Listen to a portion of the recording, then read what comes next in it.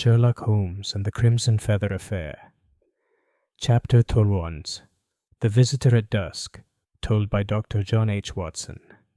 It was upon a singularly cheerless evening in late November of '89 that the curious affair of the Crimson Feather first intruded upon our quiet life in Baker Street. The rain had begun at noon, and by twilight it had gathered into a steady, wind-lashed torrent that drove even the most determined of London's denizens from the streets. A thick brown fog, like a living creature, pressed against our windows and insinuated itself through every crevice of the old house, blurring the lamps upon Baker Street into pale, watery orbs. Holmes had spent much of the afternoon in his customary chair before the fire, his long limbs thrown indolently across the hearth-rug, a briar pipe clamped between his lips, and his gaze fixed upon the ceiling with that peculiar abstraction, which to the uninitiated suggested languor, but which I knew to be the very attitude of his most concentrated thought. I had been perusing the evening edition of the Times when a brief notice caught my attention, one of those obscure paragraphs that might easily have escaped the eye of anyone less trained by long association to regard every trifling incident as a potential spark to Holmes's interest. It read, "A singular discovery was made this morning in the chambers of Sir Reginald Brooks, of the Inner Temple. A valuable writing desk was found broken open, and several papers are believed to have been abstracted. Among the debris was discovered a crimson feather of exotic origin. The authorities have not yet formed any conclusion as to the nature of the crime." I read it aloud, more to fill the silence than from any particular expectation of response. Holmes stirred slightly, one thin hand emerging from the folds of his dressing gown, to tap the arm of his chair with the stem of his pipe. "A crimson feather, you say, Watson?" he murmured without turning his head. "Yes." "From some exotic bird, apparently." Holmes smiled faintly. "The adjective exotic is the refuge of the journalist who knows not what he describes. A crimson feather, itty intriguing. I should not wonder if our friend Lestrade is even now pronouncing it the work of some colonial miscreant." "You think it might be of consequence?" I asked. "My dear fellow," said he, sitting suddenly upright, "in this city of 7,000,000 souls, nothing is more instructive than the trifles which escape the notice of Scotland Yard. A crimson feather in a barrister's chambers. Why, that is as distinct as a signature." He rose, paced once across the room, then abruptly resumed his seat. "But patience, Watson. The game has not yet begun. We must await the player." It was not long before Holmes's prediction was fulfilled. The knock that came upon our door shortly before 8 o'clock was sharp and urgent, the sound of a man who has been battling indecision and at last throws himself upon desperate counsel. Mrs. Hudson ushered in a tall, pale gentleman wrapped in a damp overcoat, his gloved hands trembling as he removed his hat. "Mr. Sherlock Holmes?" he stammered, glancing from Holmes to myself. "My friend and I are at your disposal," said Holmes with that courteous gravity which so often reassured the most agitated client. "Pray, take a seat by the fire. You are cold and wet. Watson, the brandy." Our visitor accepted the offered glass with a word of thanks, though his eyes wandered restlessly about the room, taking in the chemical apparatus, the scattered newspapers, the violin upon the side table, before settling upon Holmes's piercing gaze. "My name is Lionel Fitzroy," he began after a moment. "I am, or was, secretary to Sir Reginald Brooks. You may have read of the occurrence this morning." "The crimson feather," said Holmes. "Pray proceed." A faint look of astonishment crossed the man's drawn features. "Then you already know. Sir Reginald was a distinguished barrister of the Inner Temple. I had been in his service for nearly 6 years. Last night he remained late at his chambers, as he frequently did when preparing a brief. When I arrived this morning, the door was locked from within. We were obliged to force it. Sir Reginald was seated at his desk. Dead." Holmes leaned forward, the lamplight glinting in his grey eyes. "Dead, you say? Not merely injured?" "Quite dead, sir. There was no sign of struggle, no wound that we could see. The police surmise a seizure of the heart, but—" The man hesitated, his voice trembling. It is what lay beside him that haunts me. A feather, scarlet as blood, placed upon the open page of a law journal, and the lock of the desk broken, with certain papers missing. Holmes clasped his hands. Interesting. Pray describe this feather as precisely as you can. It was long and slender, perhaps 7 inches, and of a hue unlike any I have seen. Deep crimson with a metallic gleam, almost iridescent. The police have taken it away. Have they indeed? Holmes murmured. Then they will lose it before morning. Fitzroy looked startled. Lose it? My dear sir, Scotland Yard's capacity for misplacing the very thing of consequence is unparalleled. But tell me, these missing papers, what was their nature? I cannot say with certainty, Mr. Holmes.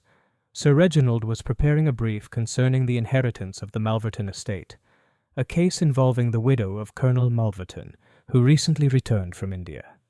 There were rumors of some irregularity in the will. Holmes's brows lifted a fraction. India. Again India. The Empire seems determined to provide London with its strangest enigmas. Tell me, Mr. Fitzroy, had Sir Reginald enemies? None that I knew of. He was respected, even feared, perhaps, but not hated.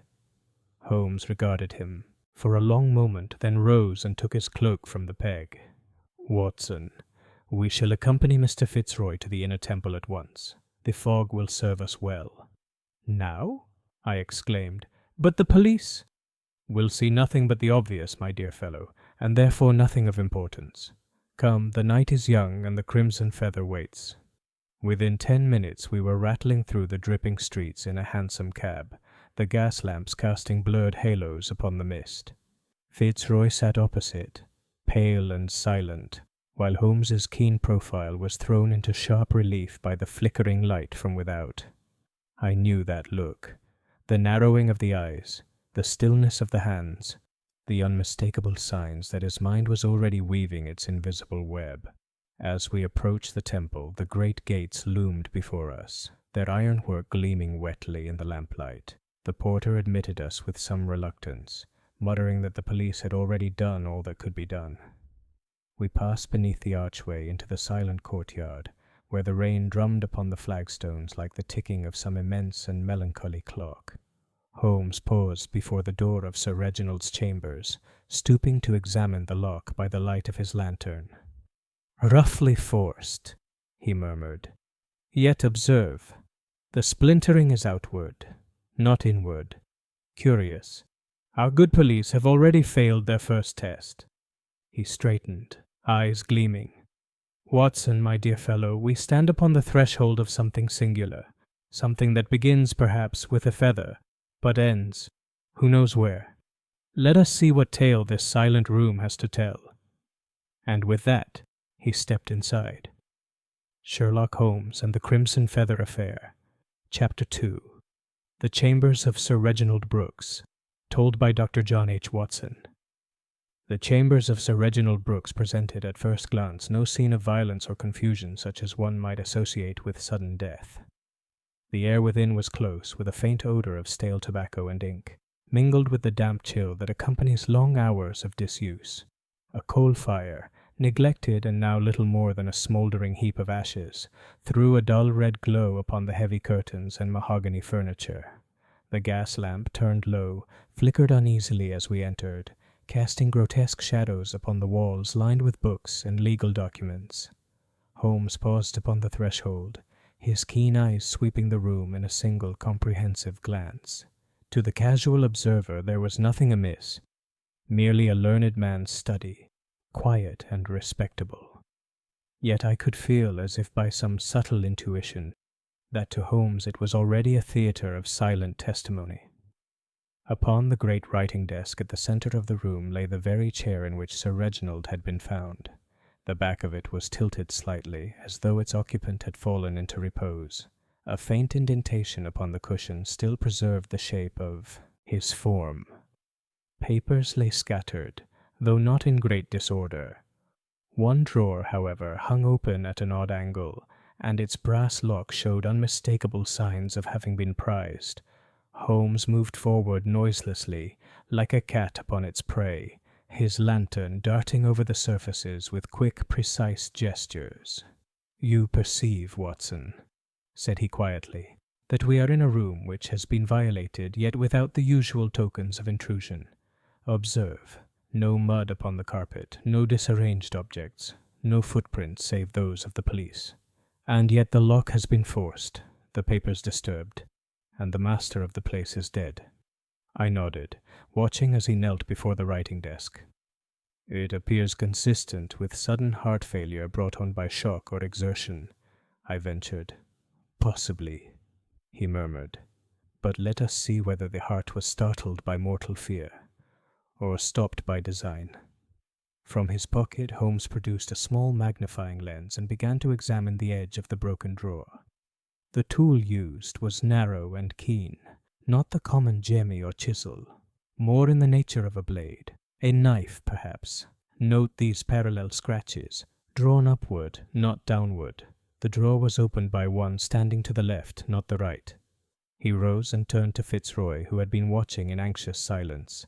"Where precisely was Sir Reginald discovered?" "In that chair, sir." His head had fallen slightly to one side, as though he had dozed. There was no blood, no sign of distress. Holmes drew the chair back to its former position and examined the surface of the desk. "The crimson feather lay here, you say, upon this journal?" "Yes, upon the open page." Holmes's eyes gleamed. "And the page itself? Do you recall the subject?" "It concerned a matter of colonial import," said Fitzroy after a moment's thought. "An account of trade disputes with India?" Holmes gave a soft, satisfied exclamation. "Indeed. The trail begins to show its color." He turned abruptly to me. "Watson, do you observe this slight depression in the dust here, between the lamp and the inkstand?" I leaned closer. "Yes. A circular mark, as of the base of a small vessel or glass." "Precisely. And yet there is no such vessel now. It has been removed, doubtless by the murderer, who feared it might betray him. A glass, Watson, containing something more potent than brandy, perhaps." He crossed to the window, drew aside the heavy curtain, and examined the sill. "The rain beats against it still, yet you see the outer ledge is dry. This window has not been opened tonight. We may therefore dismiss entry or exit by that means." "Then how, in heaven's name, was the intruder admitted?" I asked. Holmes's smile was faint and enigmatic. "By permission, my dear fellow. By permission. I think we may safely assume that Sir Reginald opened the door himself." Fitzroy shuddered slightly. "Then you believe that he knew his visitor, yes. Possibly even trusted him. Tell me, did Sir Reginald receive callers last evening?" The secretary hesitated. "I left at 7:30. He expected a gentleman from the Malverton estate, Mr. Aubrey Trelawney, the solicitor acting for Mrs. Malverton. He was due to bring certain papers for Sir Reginald's inspection." Holmes's eyes narrowed. "Aubrey Trelawney. I recall the name. Formerly in partnership with the late Mr. Godfrey Sloane, who was expelled from the bar for falsifying signatures. Curious company." He turned suddenly and began to inspect the floor near the fireplace. Bending low, he picked up something glinting faintly in the lamplight, a minute fragment of metal. He held it delicately upon his palm. "Aha! The gods reward patience. A sliver of gilt, Watson. Gold leaf, no thicker than paper. What do you make of that?" I shook my head. "From the disc, perhaps? A decorative trimming?" Holmes's eyes danced. "Hardly. This is not from furniture. Note the faint curve. It has been pressed and crimped as though once part of a letter or ornament. Combined with our crimson feather, it begins to suggest a motif. Feathers gold. Exotic plumage. Tell me, Mr. Fitzroy, had Sir Reginald any curiosities from abroad?" "Only a few, sir. Some Indian carvings, a brass idol, and a framed case of tropical feathers. A gift from Colonel Malverton himself." Holmes turned his head sharply. "Indeed. And where might that case be?" Fitzroy pointed toward the far wall, where an oblong space upon the panel showed a lighter shade of wallpaper. "It hung there, sir, but it is gone." Holmes crossed the room in 3 strides. "Removed, and recently. The dust upon the nail-heads is fresh. Curious indeed. The thief who ignores plate and papers yet steals a case of feathers. We shall see, Watson, we shall see. He stood for a moment in deep thought, his long fingers steepled beneath his chin. Then, as if reaching a decision, he turned briskly toward the door. We have learned enough for tonight. Mr. Fitzroy, I shall call upon you at your lodgings tomorrow morning. In the meantime, you will be so good as to say nothing of our visit. Silence, in such matters, is the ally of truth. Fitzroy bowed, still pale but evidently reassured by Holmes's quiet authority. As we descended the staircase and emerged once more into the damp night, I could not refrain from voicing the question that had been pressing upon my mind. "Holmes," said I, "what can you make of this strange business? A dead barrister, a stolen case of feathers, a missing glass, and a single crimson plume left upon the desk. It is as though the devil himself had signed his work." Holmes smiled faintly beneath the brim of his hat.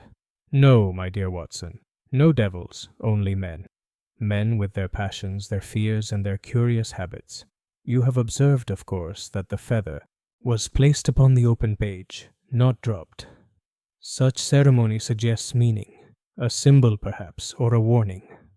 Our murderer, if murderer there be, is a man of deliberate taste."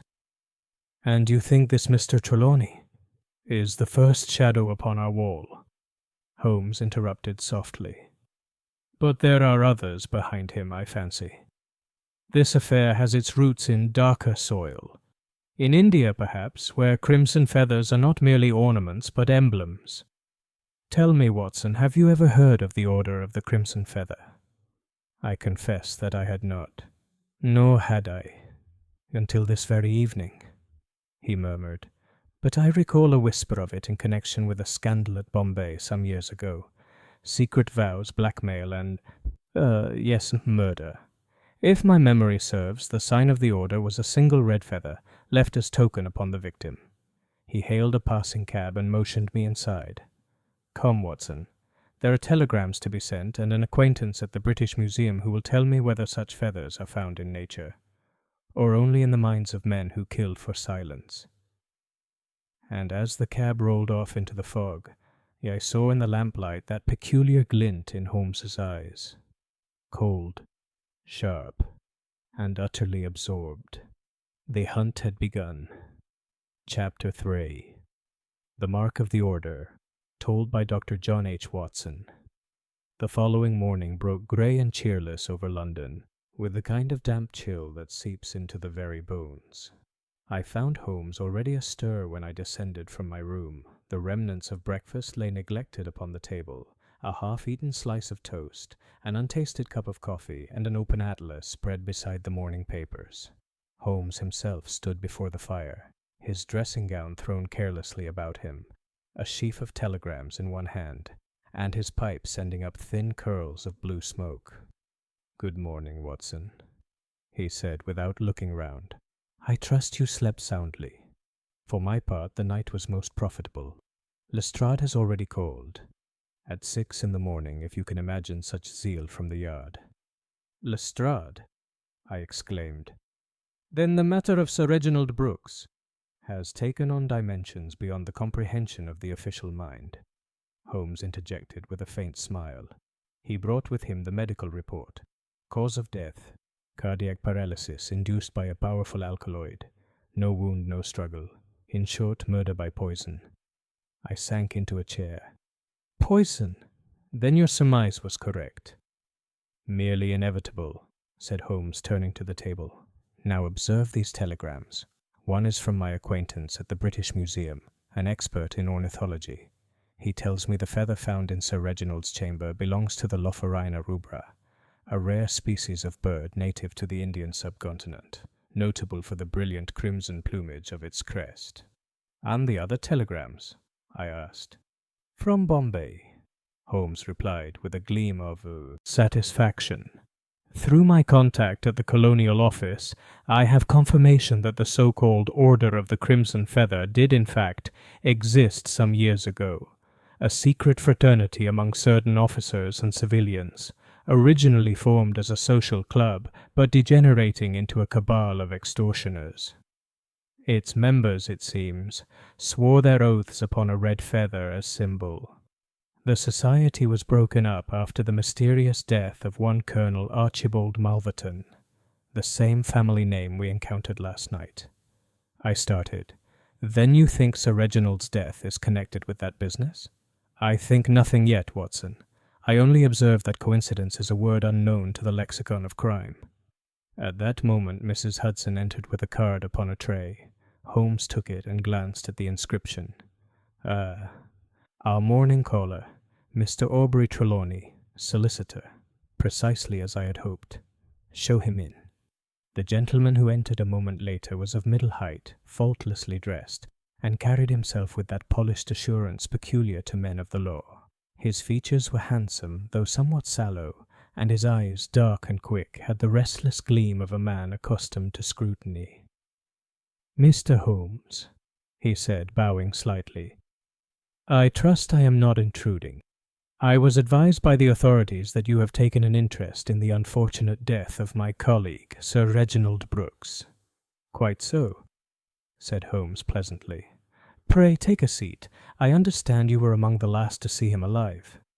Trelawney inclined his head. "That is correct.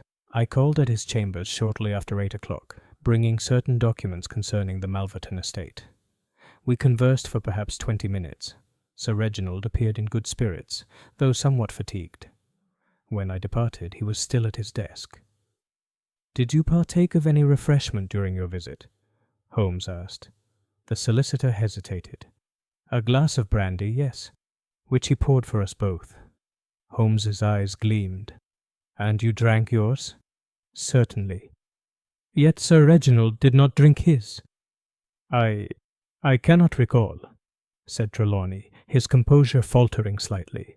"We were interrupted by a clerk, and the matter passed from my mind." Holmes regarded him keenly. "Mr. Trelawney, the brandy glass from which Sir Reginald drank has disappeared. Do you account for that?" "I? Good heavens, no. Surely the police—" "The police, my dear sir, have accounted for nothing. Perhaps you can tell me whether Sir Reginald spoke of any threat, any apprehension, any name that might bear upon the matter of India." Trelawney's face went suddenly pale. "India? Why should you suppose—" Holmes's voice cut in, cold and precise. "Because the feather left beside the dead man was not the product of English nature. It was the emblem of a secret brotherhood once active in Bombay, a brotherhood to which your former client, Colonel Malverton, was rumoured to belong." The solicitor's gloved hands tightened upon his cane. "I have heard such rumours, yes. Idle gossip. Nothing more." "Perhaps," said Holmes softly. "And yet Sir Reginald was preparing the Malverton brief at the time of his death. One might suppose that whatever scandal silenced the Colonel in India has found its echo here in London." "I know nothing of it," Trelawney said curtly, rising to his feet. "And if you imply that I had aught to do with Sir Reginald's demise, you are gravely mistaken." Holmes inclined his head with perfect politeness. "I imply nothing. I merely observe that in law as in life, motives often travel farther than men expect. Good morning, Mr. Trelawney." The solicitor hesitated a moment, then turned on his heel and departed without another word. The instant the door had closed, Holmes's expression altered. The languor vanished from his features, replaced by the keen animation I knew so well. "Watson," he said, "our man is afraid." "Of you?" "Of the truth. Did you observe his right hand?" "Yes." He clenched it upon his cane. "Precisely. And on the forefinger the stain of nitrate of silver, a chemical seldom found save in photographic rooms or among those who deal with certain Indian poisons. Mr. Trelawney's education appears wider than his conversation." "You mean he—" "Handles death, perhaps. But whether as agent or witness, we shall see. Come, Watson, there is a second visit to be made, to the widow of Colonel Malverton herself." Within the hour we were again in a cab, rattling through the fog-bound streets toward a more fashionable quarter of the city.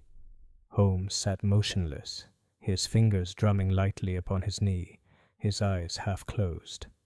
At length he spoke. "It is an old pattern, Watson. Greed, honor, and fear. The Order of the Crimson Feather was said to have kept records of its members' indiscretions, records used for blackmail when fortunes waned. if such papers survived Colonel Malverton and Sir Reginald held them in trust. Then his death was the price of silence, I finished. Precisely. We turned into a quiet square where the houses, though dignified, bore that air of melancholy decay which seems peculiar to the upper reaches of London society. The cab drew up before a tall, narrow residence whose blinds were half drawn. A servant admitted us after some delay, and presently we were ushered into a small but elegantly furnished drawing-room. Mrs. Lydia Malverton entered almost at once. She was a woman of perhaps 30, with the dark eyes and olive complexion of the Anglo-Indian type, and a carriage of pride that no morning gown could disguise. "Mr. Holmes," she said in a low, musical voice, "I have heard of you. If you have come about Sir Reginald's death, I can tell you only this. It was fated. The past casts a long shadow, and he stood too near its source." Holmes bowed. "You speak as one who knows that past, madam." Her eyes flashed briefly. "I was my husband's confidant, and his victim. The order you speak of was a wicked thing, born of vanity and greed. When the truth of it threatened to emerge, certain men swore that silence would be kept, at any cost. They called themselves the Brothers of the Crimson Feather." Holmes regarded her steadily. "And those men, do you name them?"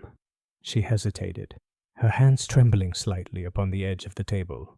"I dare not. One is dead. Another still lives here in London.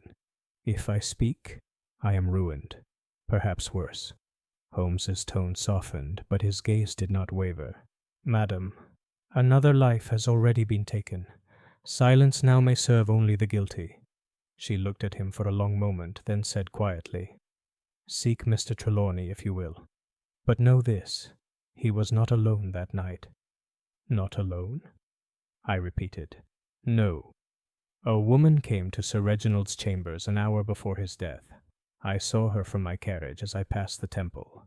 She wore a dark veil, and in her hand she carried a crimson plume." Holmes inclined his head gravely. "Your information, madam, may save others yet. You have my assurance that I will guard your confidence." As we took our leave, I could see that strange fire once more in Holmes's eyes, the kind that burns only when his mind has glimpsed the outline of a truth still veiled.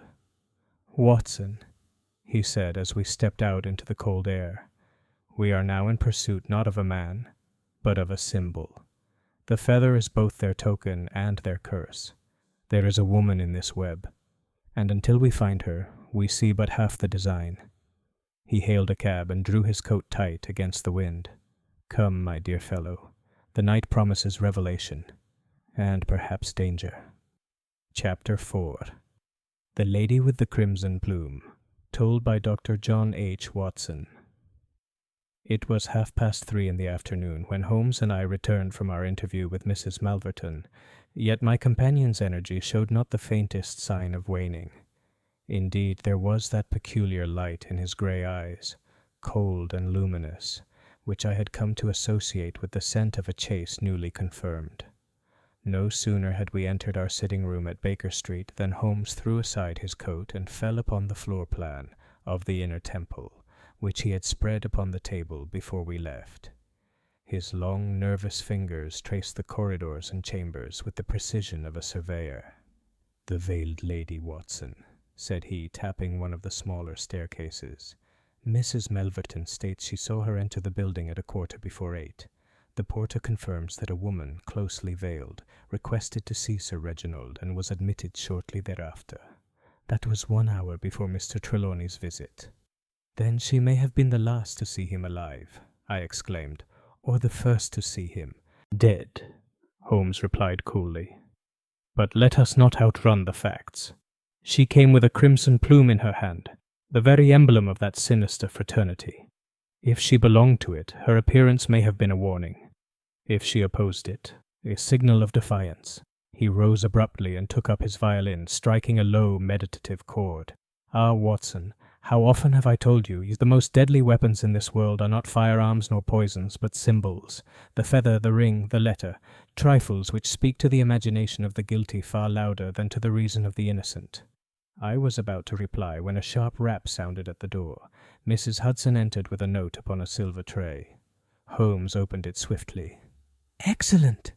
he cried, scanning the contents. "From Lestrade. The police have traced the purchase of a crimson plume matching the specimen from Sir Reginald's desk.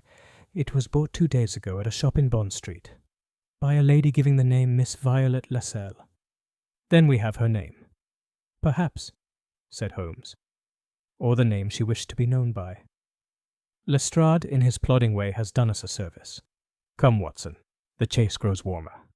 Within half an hour we were walking briskly along Bond Street, the afternoon fog thickening as the lamps began to glow through its yellow veil. The feather shop in question proved to be a small but elegant establishment, its window filled with fans, plumes, and exotic ornaments of every hue. A bell tinkled as we entered, and a young woman in black silk came forward with a smile. "Can I assist you, gentlemen?" Holmes returned the smile with his most engaging air. "Perhaps you may, madam. My friend here," he indicated me with a genial wave, "is preparing an ethnographic study of ceremonial attire. We were told that you recently supplied a crimson plume of some rarity to a lady of fashion." The shopkeeper's brow furrowed slightly in recollection. "Why, yes, sir. I recall the purchase. A remarkable feather from an Indian bird. The lady said she required it for a private masquerade." "A masquerade," Holmes repeated. "Most interesting. And could you describe this lady?" "She was tall, sir, and graceful, very striking. Dark hair, though her face was partly veiled. I remember she wore a black mantle and spoke with a foreign accent, perhaps French or Italian. She paid in gold and declined to give her address." Holmes inclined his head. "You are observant, madam. You have done us a great service. Might I trouble you for the feather's provenance?" "Certainly," said the woman, moving behind the counter. "It came from a case sold to us by an antiquities dealer in the Strand, a Mr. Sylvanus Carriage. He often deals in curiosities from India." Holmes's eyes brightened. "Carriage of the Strand. I know the man. His name has crossed my path more than once, not always to his credit." We took our leave, and as soon as we were outside, Holmes hailed a cab. "To the Strand, Watson, quickly!" The shop of Sylvanus Carriage stood in one of those dim, narrow streets leading off the main thoroughfare. A gloomy little den crammed with relics of every description, idols, amulets, brass lamps, carved boxes, and 1,000 other trophies of the East. The proprietor himself was a thin, hawk-faced fellow with oily black hair, and a manner that shifted uneasily between servility and suspicion. Holmes wasted no time on preliminaries. "Mr. Carriage," said he, "you recently sold a case of crimson feathers, formerly the property of Sir Reginald Brooks. To whom?" Carriage blinked. "Sir Reginald Brooks? Never heard of him, sir. The feathers came to me through an intermediary, a gentleman who wished to dispose of certain curiosities in haste." "And his name?" The man hesitated, twisting his hands. I am not certain, sir. He was foreign, dark of complexion. Left no card." Holmes's gaze hardened. "Come, Mr. Carriage, you will not improve your position by falsehood. The case in question was stolen from the Inner Temple on the night of Sir Reginald's death. The police will soon be asking for the vendor's name. I, however, am willing to deal privately." Carriage swallowed hard. "I meant no harm, Mr. Holmes. The gentleman said the goods were his by right. He called himself Signor Bellini. An Italian, perhaps. He had a woman with him, tall, veiled, with eyes like goals. She spoke little, but it was she who carried the case." Holmes's eyes flashed. "And when was this?"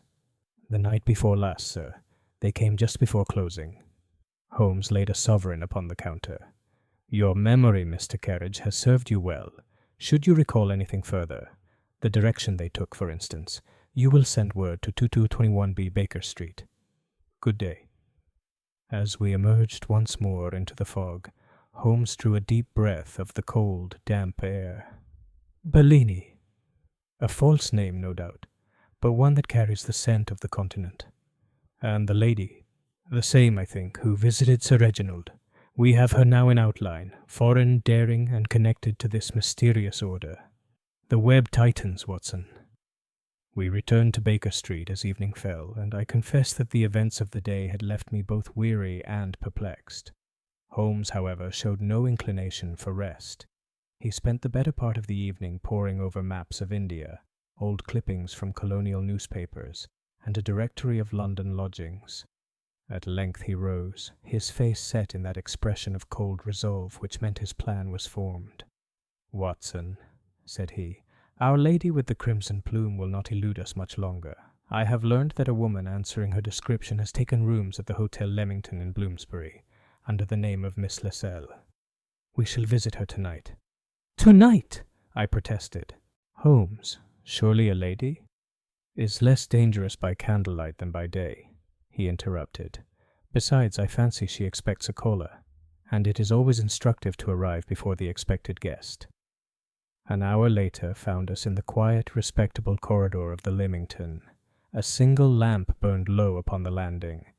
Holmes moved soundlessly to the door marked 23, and from within there came the faint murmur of a woman's voice, speaking in low, hurried tones, and another voice, deeper, male, unmistakably foreign. Holmes's eyes gleamed in the dim light. "She is not alone," he whispered. "The spider meets her fly. Stay close, Watson. We may hear more than is intended." He bent his head toward the door, and through the narrow gap at the hinge there came the sound of words, half in English, half in another tongue. "You fool, Bellini! You should have burned them." "The papers are safe enough, cara mia," came the man's voice, smooth and insolent. "Without them, we are nothing. With them, we hold them all in our hand, Trelawney, the widow, even the police." There was a pause, then the woman's voice again, trembling with passion. "You do not understand. They have brought Holmes into it. Sherlock Holmes, if he finds the papers—" Holmes's hand closed lightly upon my arm. His whisper was scarcely audible. "We have them now, Watson. Proof of conspiracy, motive and fear. The rest is only timing." Suddenly there came a sharp movement within, the scrape of a chair, and the creak of the door handle turning from the inside. In an instant Holmes drew me back into the shadow of the stairwell. The door opened. A man in a dark coat stepped out, his face half concealed by a collar, followed by the tall, veiled woman. They descended the stairs swiftly and disappeared into the fog beyond the entrance. Holmes waited only until their footsteps faded, then turned to me with quiet triumph. "Watson, we have seen the murderers of Sir Reginald Brooks." I stared at him. "Both of them?" "Both. And before dawn, if fortune favors us, we shall have the papers that cost him his life, and perhaps prevent another death before the night is done." He turned toward the door they had left, his eyes glittering in the lamplight. "Come, my dear fellow, the game moves to its next act, and the curtain is already rising." Chapter 6. Flight from the Docks, told by Dr. John H. Watson. It was close upon midnight when we reached the East India Docks. The rain had ceased, but the mist had thickened into a heavy, muffling shroud that hung low over the Thames. Every sound, the clatter of chains, the creak of timber, the cry of a watchman, came dulled and ghost-like through the grey air. Gas lamps burned in dim halos, their light diffused and uncertain, as if even the elements conspired to hide the business of the night. Our cab drew up before a narrow lane that led toward the river. Holmes sprang out, paid the driver with his customary precision, and stood for a moment surveying the darkness. "Tilbury Wharf lies half a mile down," said he. "The Orion sails at 1 o'clock on the morning tide. If our friend Bellini is aboard, we must catch him before he quits British waters." I drew my revolver instinctively from my pocket. "You think he will resist?" "I think," said Holmes with a faint smile, "that he will run, which, in the fog, is often a more difficult thing to deal with." He moved ahead swiftly, his long stride noiseless upon the wet cobbles. I followed, my medical bag slung over my shoulder, my heart beating faster with each step. The silence of the docks was broken only by the slow lapping of the water and the faint clang of a distant bell. At length we emerged onto the wharf itself, a broad expanse of planking that vanished into the mist, punctuated by the dim outlines of cranes, barrels, and huddled cargo.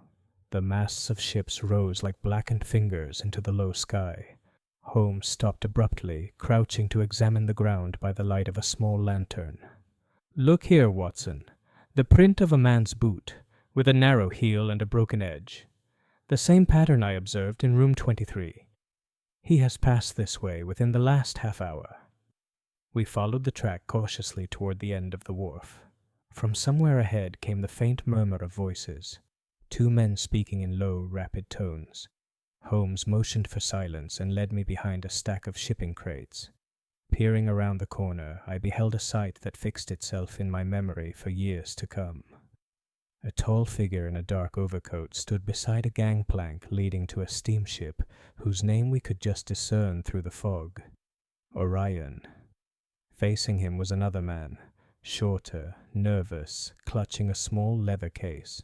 A lantern swinging from a post threw their shadows upon the planks, long and distorted. "It must be him," I whispered. "Indeed," Holmes replied softly. "Signor Bellini himself, and with him, unless I mistake, our missing packet." We could just make out their words as the wind shifted.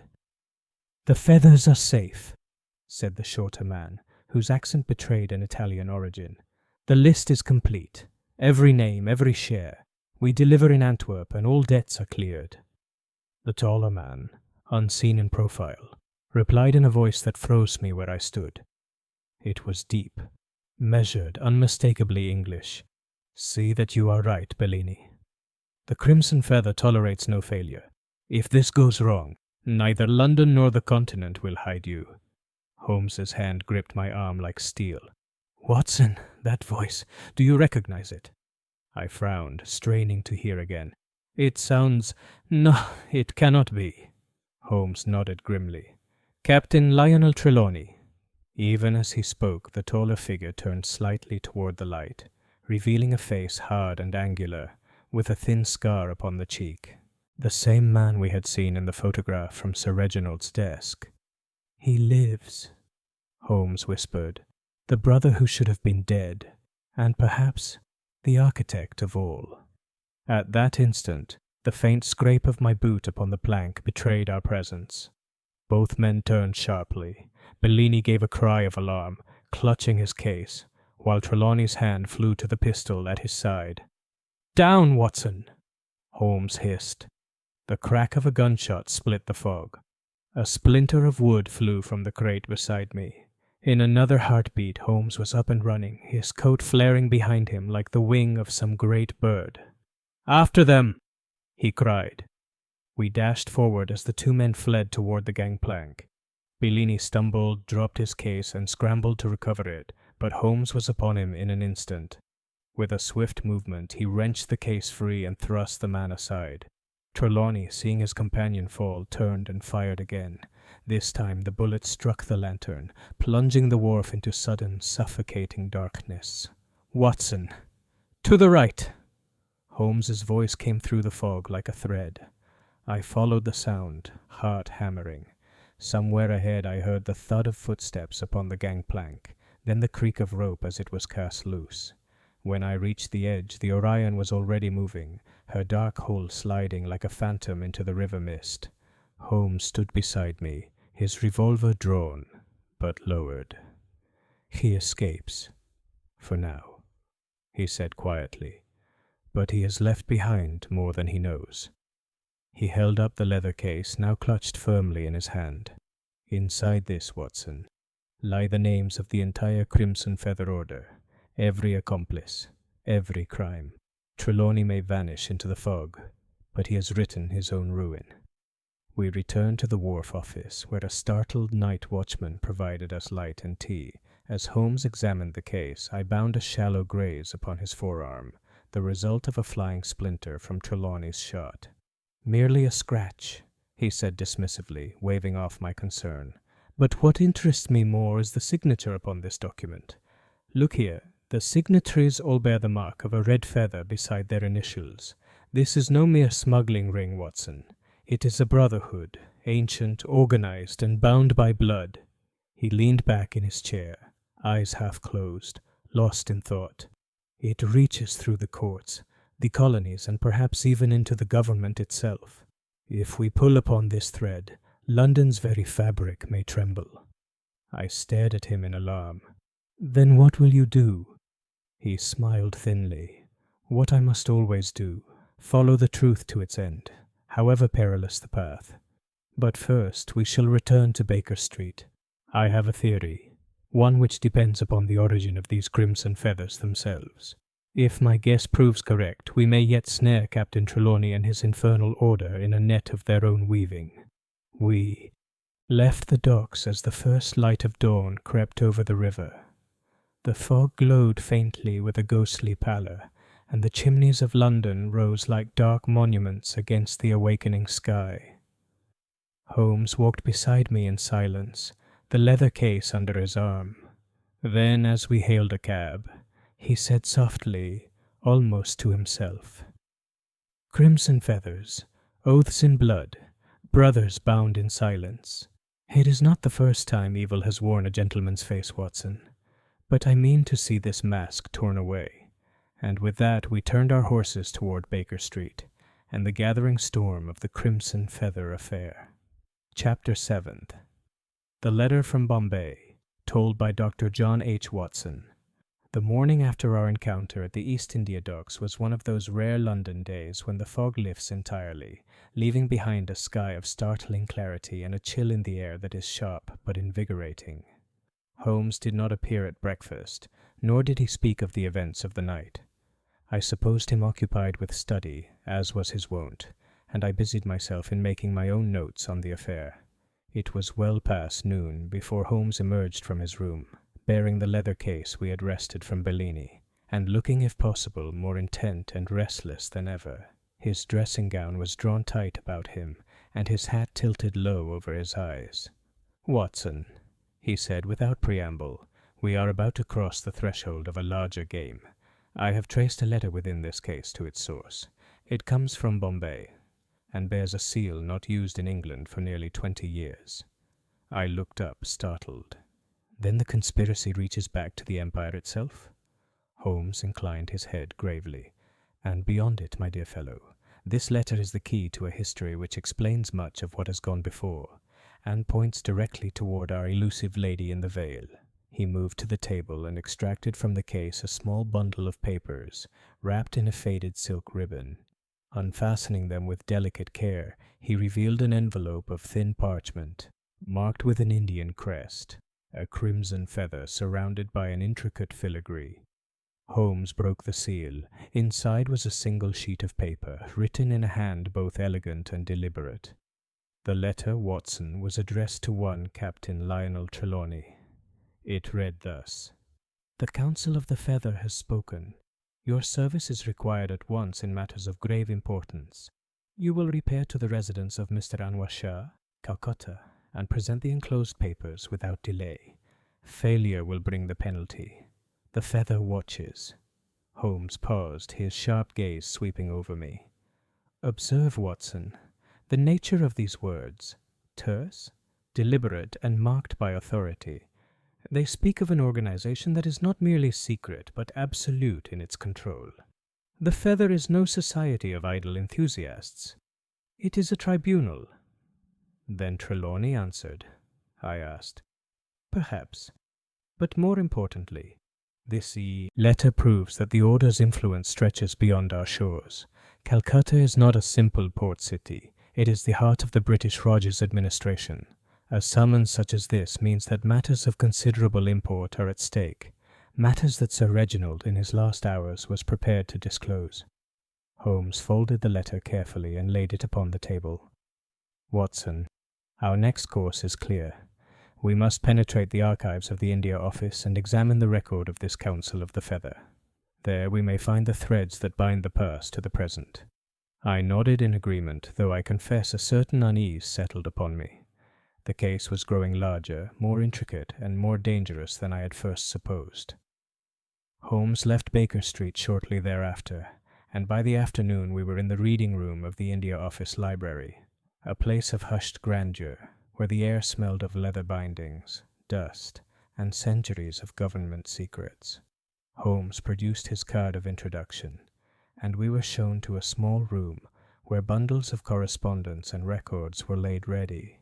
Hours passed in silence save for the rustle of papers and the scratch of Holmes's pen. His expression deepened as he consulted ledger after ledger. At length he leaned back and spoke. "The Order of the Crimson Feather, Watson, was established in the year of our Lord 1864. At first a gentleman's club, no doubt, but quickly becoming something far more dangerous. They took as their emblem the feather of the Lophorina rubra, an exotic bird of India, for reasons they kept secret. Membership required an oath of silence sealed by blood, and their business became the protection of each other's crimes. I listened, fascinated despite myself. Holmes continued. "The letter we found is part of a larger correspondence between Trelawney and one Anwar Shah, a man of influence in Calcutta.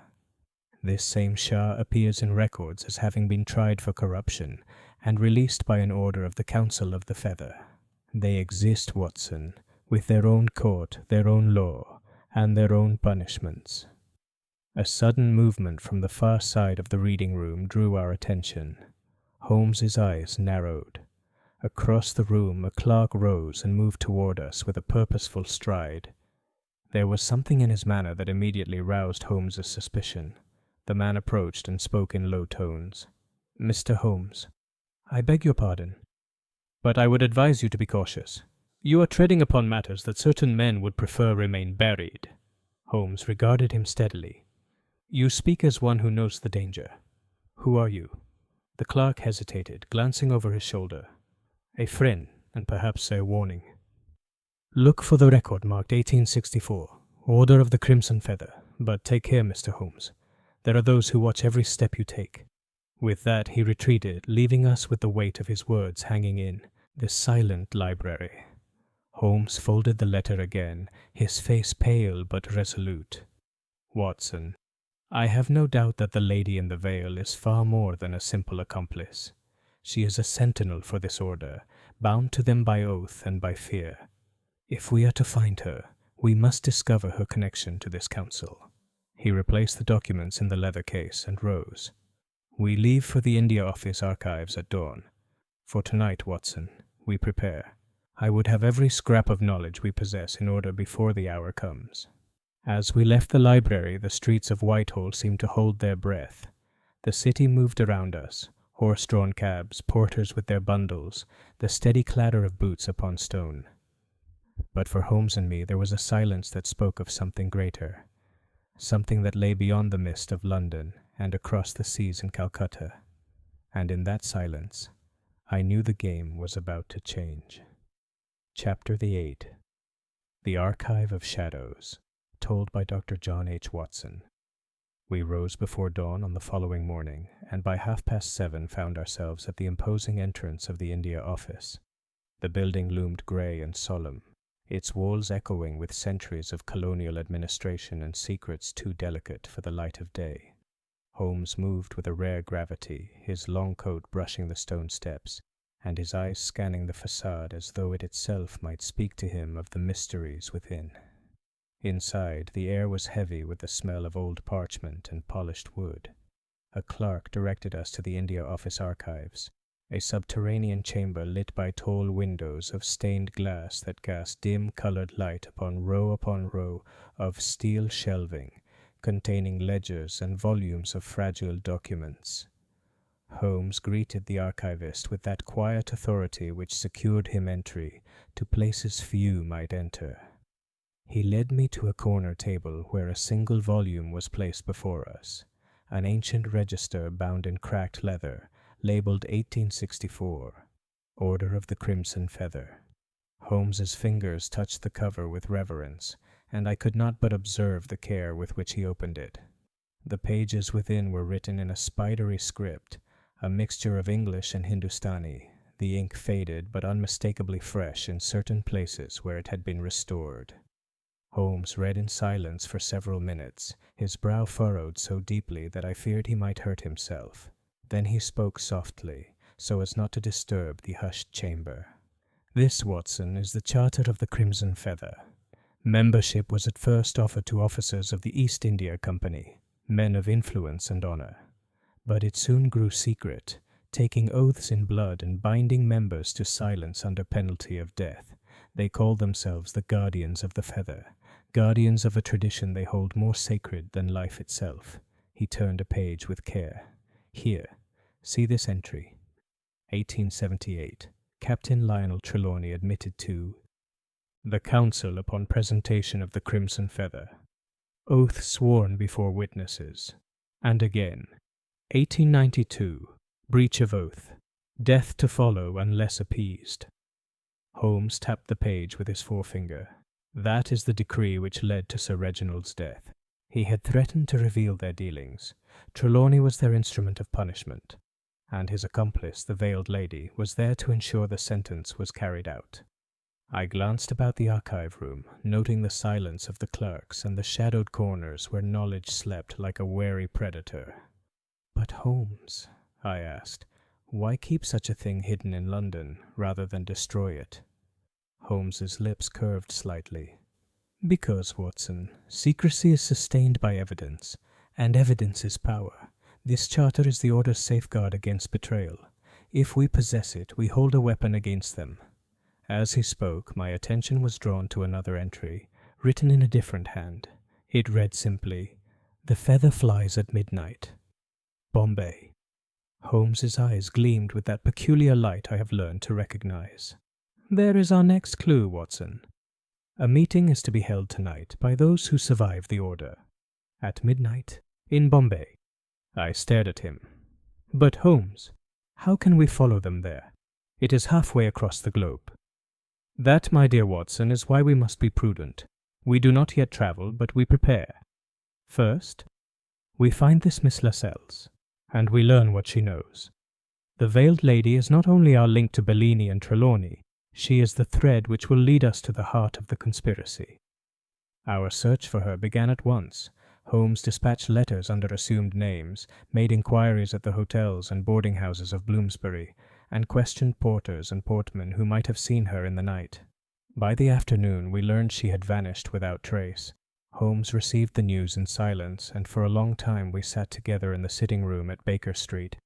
The rain beat upon the windows, and the fog crept back along the pavement, curling like a living thing about the gas lamps.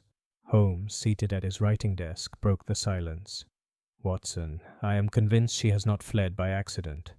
The feather will have taken her, to silence her, to protect themselves, and that means she is in danger." I drew my chair closer. "Then we must rescue her." Holmes shook his head slowly. "Rescue her, perhaps. But more than that, we must draw her forth. If she believes she has no protector, she may speak freely, and her knowledge may be the key that unravels this mystery." There was a knock at the door. Mrs. Hudson entered, carrying a telegram. Holmes tore open the envelope with a surgeon's care. His face did not change, but his voice betrayed a sudden tension. "It is from Lestrade," he said. "There has been a robbery at the India office. And the charter, Watson. It is gone. For a moment." The room was silent, save for the ticking of the clock and the patter of rain against the windows. Then Holmes rose, his face pale but resolved. "We are too late to protect the document, but we are not too late to protect the truth. Watson, the archive of shadows holds more than records. It holds a trail, and we must follow it. Come, my friend, we are going to Tilbury once more, and then, if fate wills it, to Bombay itself." As we prepared to leave, the afternoon light broke through the gloom for the briefest instant, falling upon Holmes's lined face. His eyes were fixed upon the letter we had recovered, and I knew that within it lay not only the path to our quarry, but a danger so deep that we had only begun to glimpse it. Chapter 9. The Lady in the Shadow, told by Dr. John H. Watson. The following evening found us once again in the sitting room at Baker Street, the autumn wind rattling the windows and carrying with it the damp, fetid scent of the Thames. Holmes sat by the fire, his gaze fixed upon the flickering flame, as though it held the solution to a puzzle no mortal eye could see. I, meanwhile, wrestled with my own unease. The theft of the charter from the India office weighed upon both of us. It was not merely a loss of paper, Holmes assured me, but the removal of the key to a conspiracy whose reach extended across continents. And yet there was something else that troubled him, something that did not pass his lips. Holmes broke the silence at length. "Watson, we are engaged in a game of shadows. The lady in the veil has vanished, and with her the path to Trelawney and the Council of the Feather. But shadows cast themselves even in the absence of their object. I propose we create one of our own." I looked up sharply. "You mean a trap?" Holmes inclined his head slowly. "Exactly. The Order will move to recover their charter, and they will seek it where they believe it safest. I intend to give them that opportunity." For the rest of the night Holmes worked in silence, moving from table to table, scribbling notes, consulting maps, and writing letters under pseudonyms. By morning the plan had taken shape. He would draw the lady in the veil out of hiding by planting a false trail, one which would lead her directly to Baker Street.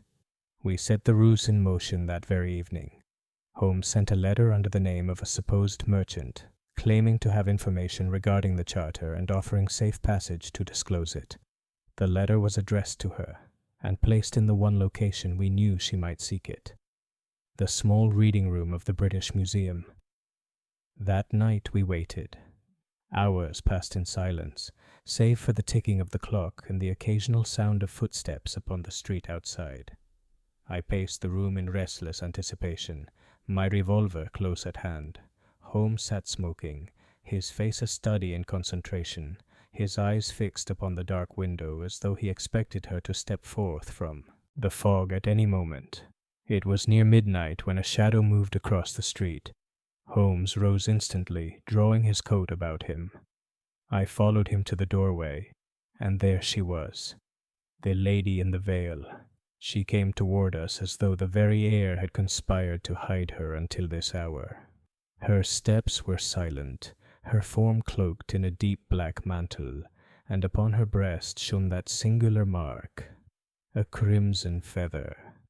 The veil she wore obscured her face entirely, leaving only the faint glimmer of her eyes visible. Holmes stepped forward without a word, his hand extended. She hesitated, then placed a small card in his palm before retreating into the darkness. Holmes unfolded it swiftly. The card bore a single word in ornate script, Tilbury. My heart quickened. Holmes's gaze met mine, keen and bright. "She accepts our bait," he murmured. "Watson, we go to Tilbury at once. This is our chance to uncover the truth, and perhaps to confront Captain Trelawney himself." We moved quickly through the London streets, Holmes leading the way to a waiting cab. The rain had returned, blurring the gaslight into halos of silver, and the air was thick with the scent of oil and salt. As we drove toward the river, Holmes spoke softly, his voice tinged with a rare note of urgency. "The lady in the veil is the key to the Order, Watson. She carries knowledge and fear in equal measure. If we can persuade her to speak, we hold the fate of the entire affair in our hands. But the risk, the danger, is greater than any we have yet faced." By the time we reached Tilbury, the night had grown dense with mist. The docks lay silent, save for the occasional call of a watchman or the creak of a mooring rope. Holmes led me toward the quay where the Orion had been seen. But she was gone. In her place was the faint echo of her presence, the whisper of silk against stone, the soft flutter of a feather in the wind. Holmes stooped and picked it up. The crimson plume was real enough, and yet heavy with meaning. "Watson," he said quietly, "she has left her mark, and it is not an invitation. It is a challenge." We stood together in silence, the fog curling about us like the tendrils of some unseen beast. Somewhere in the night a bell tolled once, twice, and I knew that our game of shadows was about to become a reckoning. Holmes's eyes, fixed upon the darkness of the docks, glimmered with purpose. "Come," he said at last, "let us find her. The lady in the shadow will lead us to the heart of the crimson feather." And so we stepped into the mist. Chapter Days. The Midnight Conclave. Told by Dr. John H. Watson. The night at Tilbury was a tapestry of fog and shadow, pierced here and there by the glimmer of lanterns swinging upon the quay.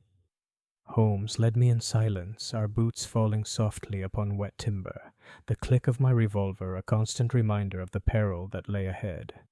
The crimson feather we had found at the docks rested in Holmes's gloved palm, a talisman of warning and invitation alike. I watched him carefully, noting the unusual gravity of his manner. This was no mere pursuit of a criminal. It was a deliberate movement towards something far larger. Holmes halted suddenly at the far end of the wharf, where a low dark doorway opened into a narrow stone stairwell. A faint smell of salt and incense drifted upward from within. Without a word he descended, and I followed, the sound of dripping water echoing faintly beneath us. We emerged into a chamber of curious aspect. The walls were bare stone, save for a single tapestry embroidered with the figure of a bird, crimson-feathered and poised in flight. A small oil lamp flickered in the center of the room, casting long shadows that seemed to writhe like living things. There, standing in the dim light, was the lady in the veil.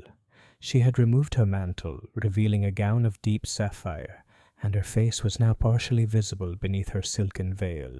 Her eyes held both fear and defiance. Behind her stood several figures cloaked in black, their faces concealed by masks shaped like feathers.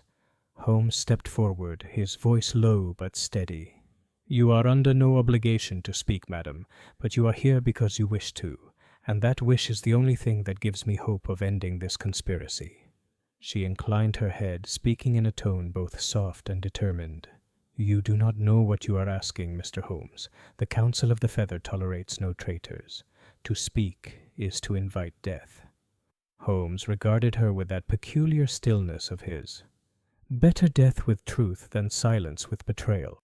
There was a long pause, during which the figures in black shifted slightly, their breathing a low rustle in the chamber. At last she spoke again. "Very well. But if I speak for the last time." Holmes inclined his head. "Then begin." She told us of the Order. Not merely a society of thieves, but a tribunal that had existed for decades, bound by secrecy and oath. Their business was the preservation of certain relics taken during the years of empire, their influence extending into government, law, and trade. She told of her role, of her oath, and of her fear for the life of Captain Trelawney, who she claimed had grown too bold. "And Sir Reginald?"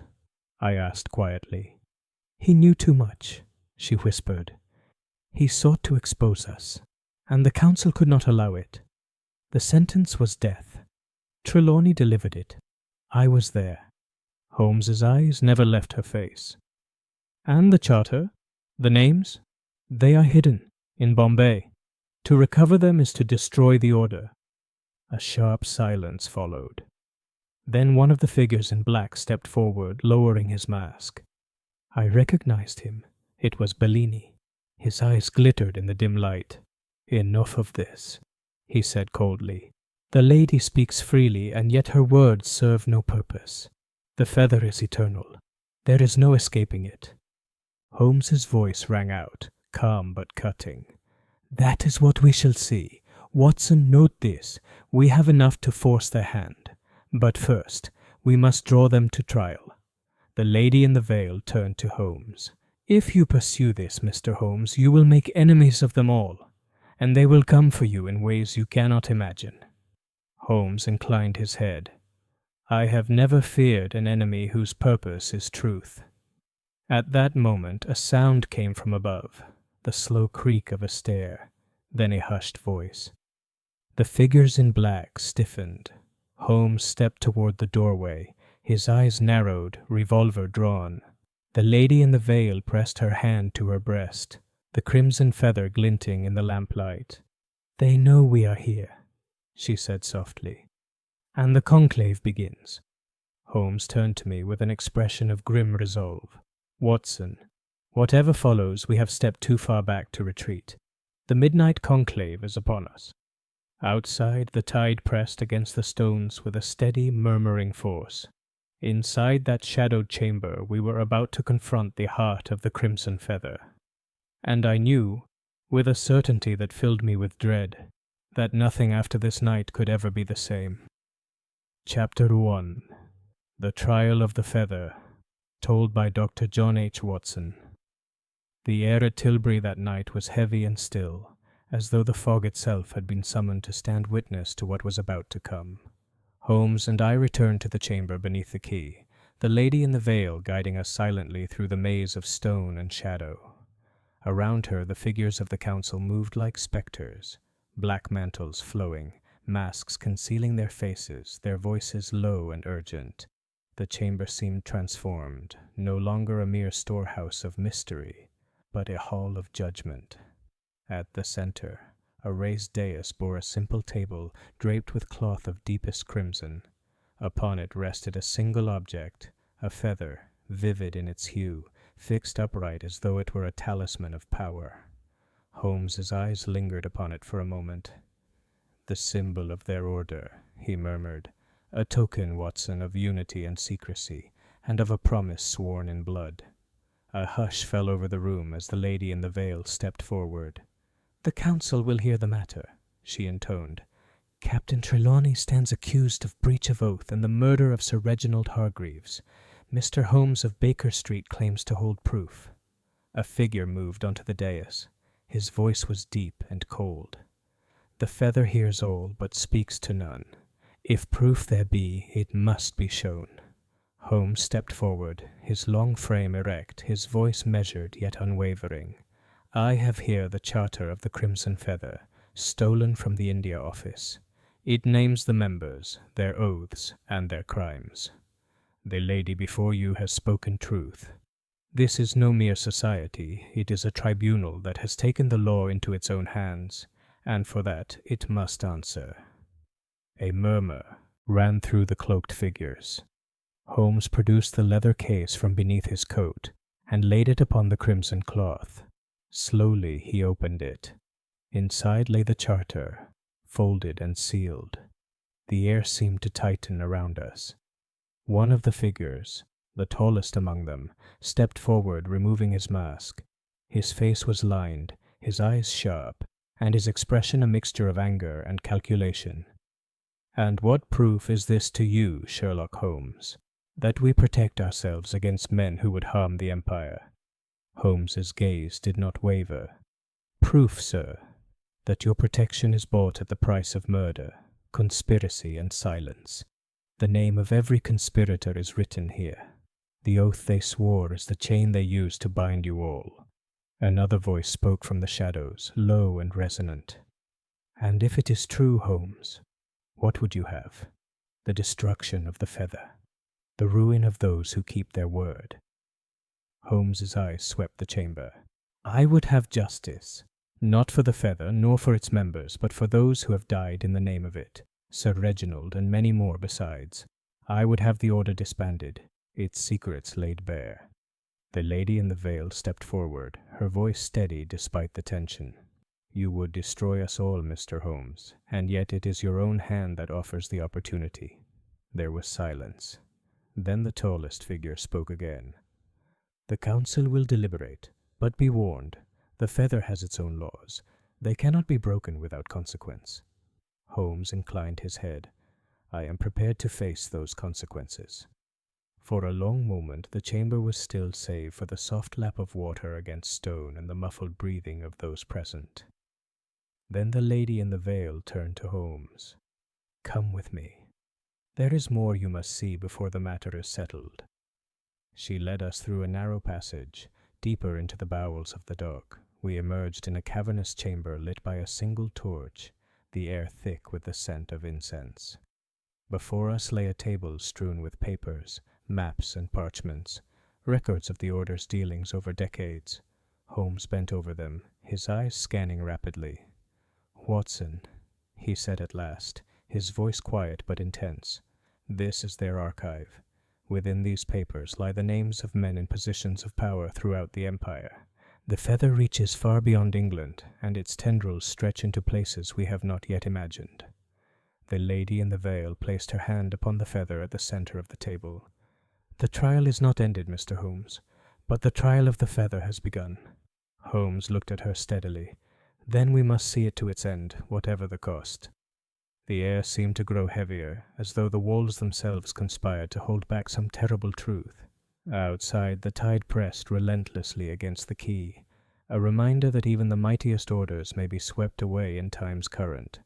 And in that moment I knew that the case of the Crimson Feather was no longer one of mere deduction.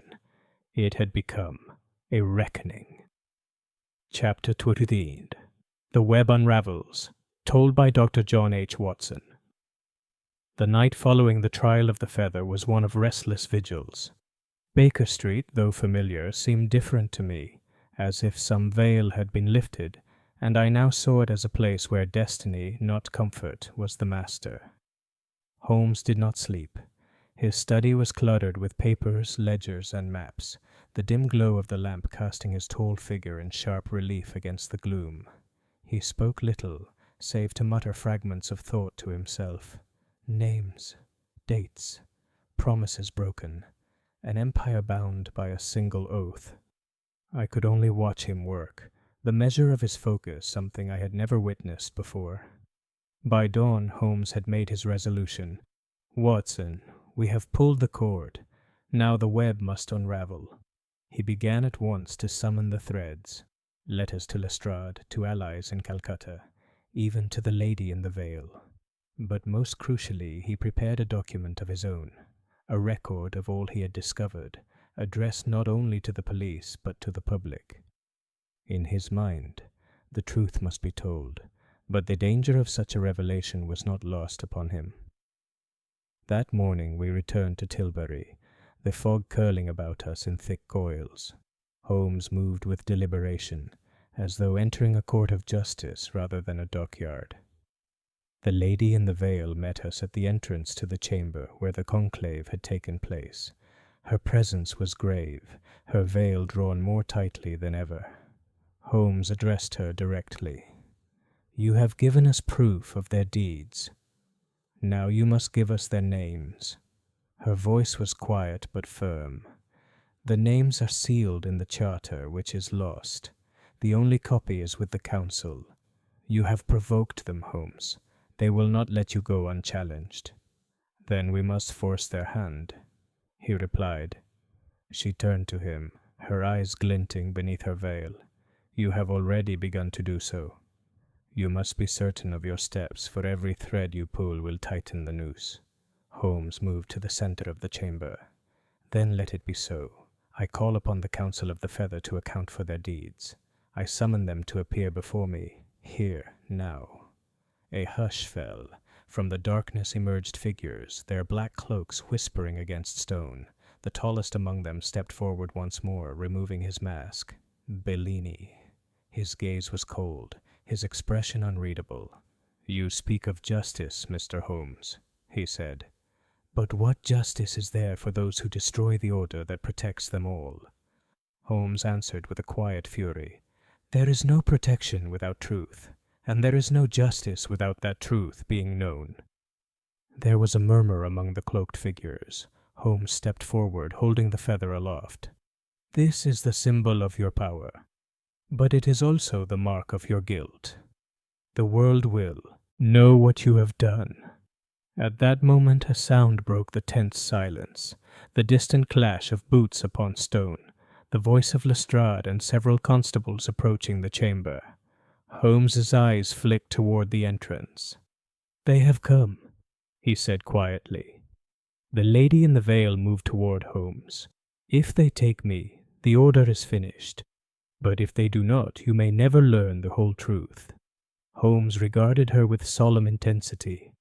"Then we take the risk." Lestrade and his men entered, their uniforms gleaming in the torchlight. Holmes stepped forward to meet them. "Inspector, you have the order of arrest for these men, and for the charter of the Crimson Feather. This is the culmination of my work."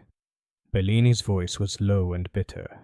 "So be it, Mr. Holmes, but the feather does not die so easily. There will be others." Holmes replied, "Perhaps. But every web, sooner or later, unravels." As the constables moved in, the lady in the veil lowered her veil, and I caught a glimpse of her face, pale, determined, and resolute. Holmes's gaze lingered upon her for a moment before he turned to the council. "Your trial is ended," he said. "The truth is before the world, and the feather will be judged."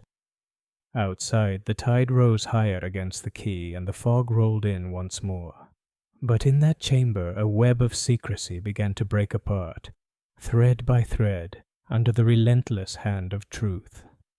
I stood beside Holmes, knowing that whatever lay ahead, the case of the Crimson Feather had reached its turning point, and that no matter the cost, the game was nearing its end. Chapter 3. The Reckoning, told by Dr. John H. Watson. The dawn was grey and heavy when we returned to the chamber beneath Tilbury Docks. The air was still, yet it seemed charged with a restless anticipation, as if the stones themselves waited for the reckoning to come. Holmes moved among the cloaked figures of the council, his tall frame straight and unyielding. The lady in the veil stood beside him, her veil drawn aside at last, revealing a face both noble and weary. Holmes spoke first, his voice steady but ringing with authority. "The hour of judgment has come. You have been given the choice to surrender your secrets and stand trial, or to face the consequences of your silence." Bellini stepped forward, his cloak falling from his shoulders to reveal the insignia of the Crimson Feather upon his breast. "You have forced our hand, Holmes. We shall speak. But know this. To name names is to burn the bridges of your empire." Holmes's gaze did not falter. "Better to burn false bridges than to build the empire on lies." One by one, the members of the council removed their masks, their faces drawn and grave. They spoke in turn, offering fragments of confession, of dealings in the shadow of empire, of crimes committed under oath, or of punishments carried out in the name of the feather. The lady in the veil's voice rose, steady but low. "We were bound by duty, by oath, by the promise of the feather. But in our keeping power grew into corruption. We judged without trial, we punished without mercy, and for this we are all complicit." Holmes listened in silence, then spoke. "The charter, which you stole, contained the names of every man and woman bound to your order. It contained the truth of your deeds. That truth now belongs to the world." A murmur rose among the council. Bellini's voice cut through it. "Then let the world judge us." Holmes inclined his head. "They shall. Lestrade will see to it. The names in the charter will be made public, and the feather will be broken." At that moment a constable entered, bearing the charter in a leather case. Holmes took it, unfolding the parchment with deliberate care. The document lay before us, its script both beautiful and terrible. The oath of the Crimson Feather, the names of its members, and the decrees they had sworn to uphold. Holmes addressed the gathered company. "Here is your judgment. You will answer before the law of this country, and before history. The feather is no longer your secret. It belongs to the people." The lady in the veil stepped forward. Her voice was clear and certain. "Then let it be so. The feather has flown for too long in shadow. Let the light at last be its reckoning." Bellini bowed his head. "So be it."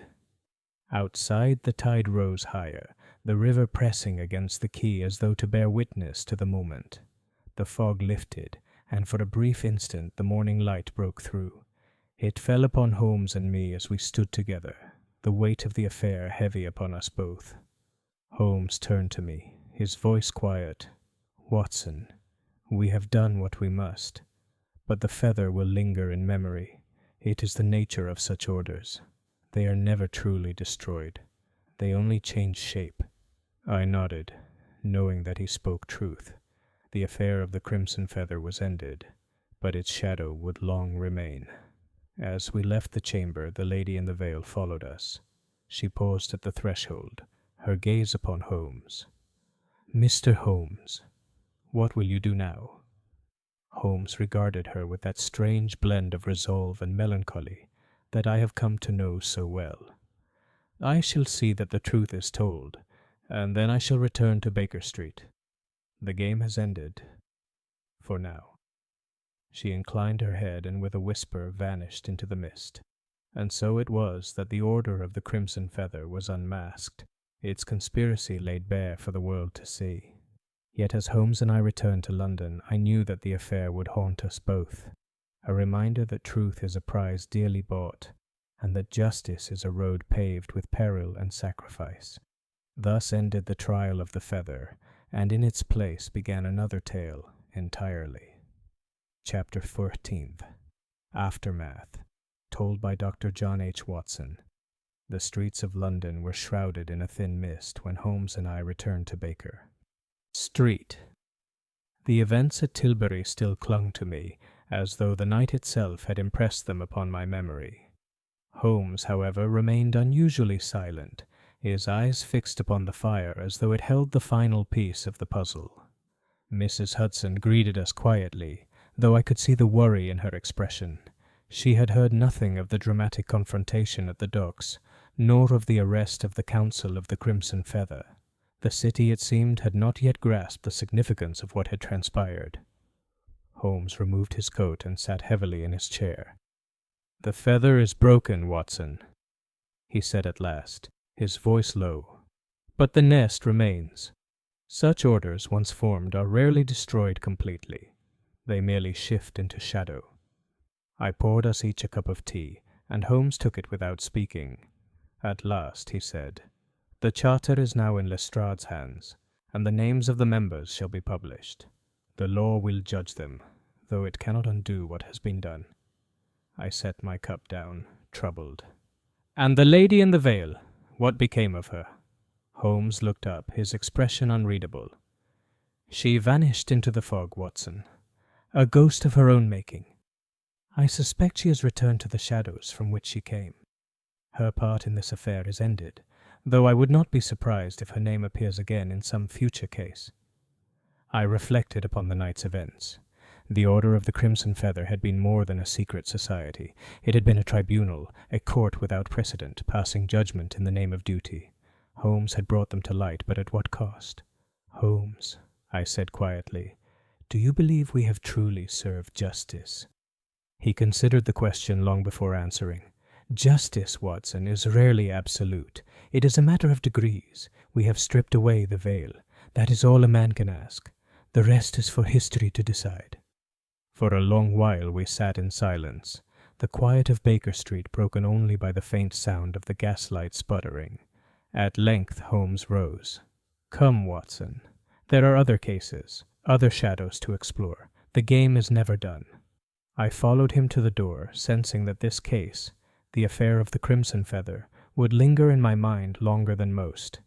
It was not merely the uncovering of a conspiracy, but a lesson in the nature of secrecy and the cost of truth. Holmes paused in the doorway, looking out upon the misty street.